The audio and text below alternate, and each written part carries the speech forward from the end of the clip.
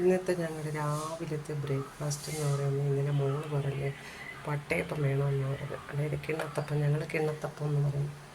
കിണ്ണത്തപ്പം ഉണ്ടാക്കി അത് കഴിച്ചിട്ട് ബാലൻസ് വന്നതാണ്. ബാക്കി ഇടിപ്പുണ്ട്. ഇത് എല്ലാവർക്കും ഇഷ്ടമാണെന്ന് തോന്നുന്നു. മാങ്ങ പുളിശ്ശേരി എല്ലാവർക്കും ഇഷ്ടമല്ലേ? ഇത് മാങ്ങ അമ്മ പറഞ്ഞു രാവിലെ കുറച്ച് മാങ്ങ കറി വെക്കുമോളേ എന്ന് പറഞ്ഞു. അന്നേരം ഞാനിത് മാങ്ങ കറിയാക്കി. ഒഴിച്ചുകറിയാണ് ഇവിടെ. ഒഴിച്ചുകറി അമ്മയ്ക്കും നിർബന്ധം.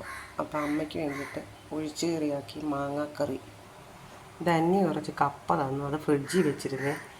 അത് എടുത്ത് ഇന്ന് വേവിച്ചു. പക്ഷെ കൊള്ളാം, ടേസ്റ്റുണ്ട്.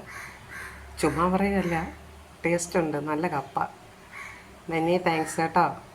ഞാനും മോളും കൂടെ BSR പോയപ്പം മറ്റേ നമ്മളെ ഇവിടെ കേരള സുന്ദരി എന്ന് പറയും, ചുമന്ന മീൻ, അത് തേങ്ങ വറുത്തരച്ച് കറി വെച്ചു.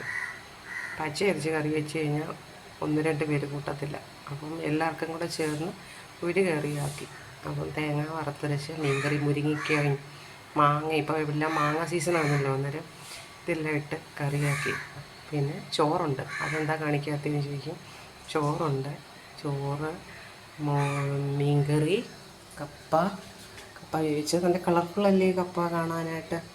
കപ്പ, പിന്നെ മാങ്ങാക്കറി, ഇത്രയും കൂട്ടി ഉച്ചയ്ക്കൊരു അടിപൊളി പിടിക്കണം.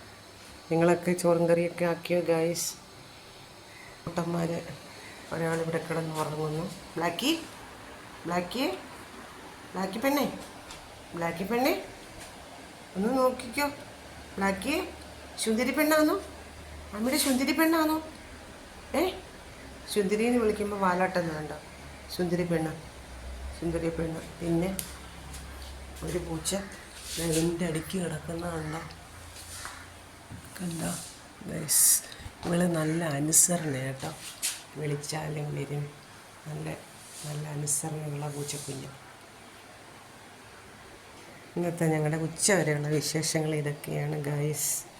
എല്ലാവരും സപ്പോർട്ട് ചെയ്യണേ, വീഡിയോ കാണണേ.